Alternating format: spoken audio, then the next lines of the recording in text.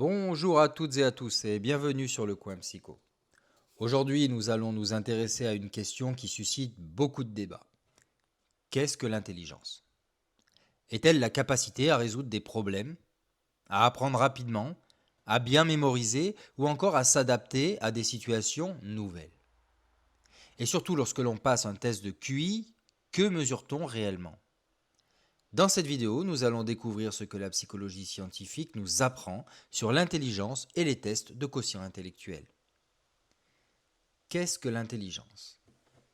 Depuis plus d'un siècle, les psychologues tentent de définir précisément l'intelligence. Il n'existe pas une définition unique, mais la plupart s'accordent sur une idée.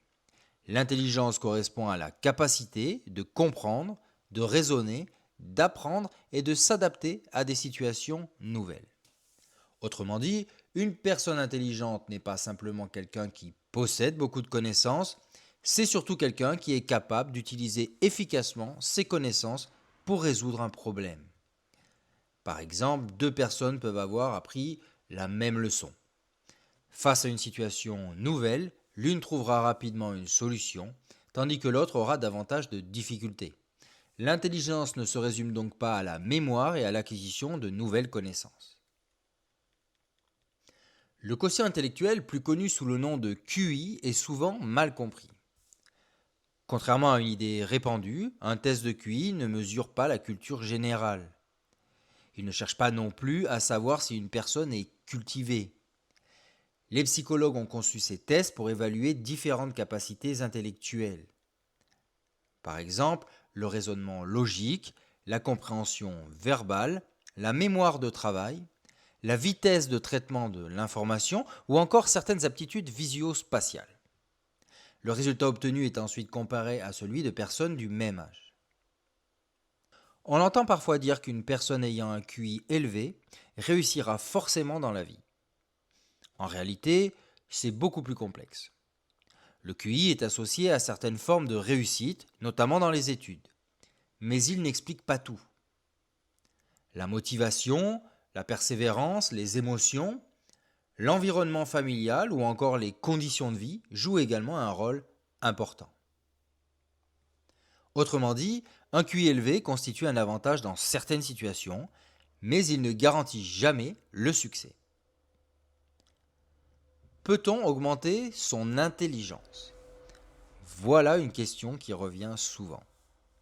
Peut-on devenir plus intelligent? Les psychologues distinguent généralement les capacités intellectuelles elles-mêmes et les connaissances acquises. Même si certaines aptitudes restent relativement stables, il est tout à fait possible d'améliorer ses performances. En apprenant de nouvelles méthodes de travail, en développant ses connaissances ou en s'entraînant régulièrement, nous pouvons résoudre plus efficacement certains problèmes. Notre cerveau reste capable d'apprendre tout au long de la vie.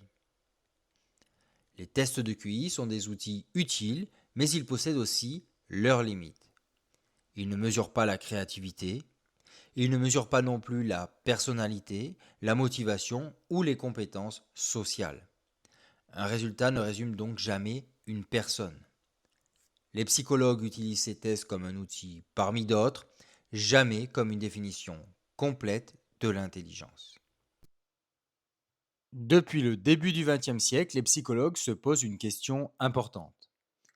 Existe-t-il une intelligence générale qui expliquerait pourquoi certaines personnes réussissent mieux que d'autres dans de nombreux domaines? Le psychologue Charles Spearman a proposé l'existence d'un facteur G, le G signifiant général. Selon lui, lorsqu'une personne obtient de bons résultats dans des domaines très différents, comme le raisonnement, la mémoire ou la compréhension, cela pourrait s'expliquer par une aptitude intellectuelle commune. Mais cela ne signifie pas que tout le monde possède exactement les mêmes capacités. En effet, chacun développe aussi des aptitudes spécifiques.